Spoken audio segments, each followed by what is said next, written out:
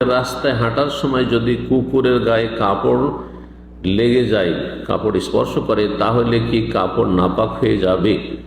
কুকুরের গাটা যদি ভিজা থাকে তাহলে সেখানে সম্ভাবনা রয়েছে যে কুকুরের পেশাব টেশাব লেগে আছে বা নাপাকা লেগে আছে। আর কুকুরের শরীর, কুকুরের গা আপনার গায়ে ময়লা বা নাপাকি লেগেই থাকে, শুকিয়ে থাকে, আর তাতে আপনার কাপড় লেগেছে, কোনো অসুবিধা নেই।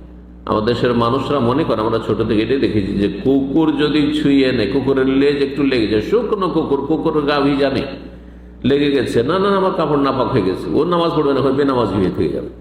এগুলি জাহেল মূর্খদের ফতোয়া ছিল এককালের। জি, কিন্তু যদি কুকুরের গা ভিজে থাকে তাহলে সম্ভাবনা রয়েছে যে সেটা পেশাব অথবা নাপাক বস্তু, অথবা কুকুরের গা আগে থেকে নাপাক ছিল তারপরে ভিজেছে, তার নাপাক।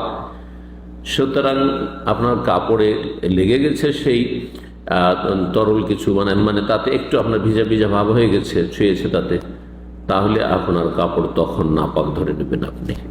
আল্লাহু তাআলা আলাম। عملت لحلمي عملت كثيرا وها قد حصل سهرت تعبت وقد طاب ذا اليوم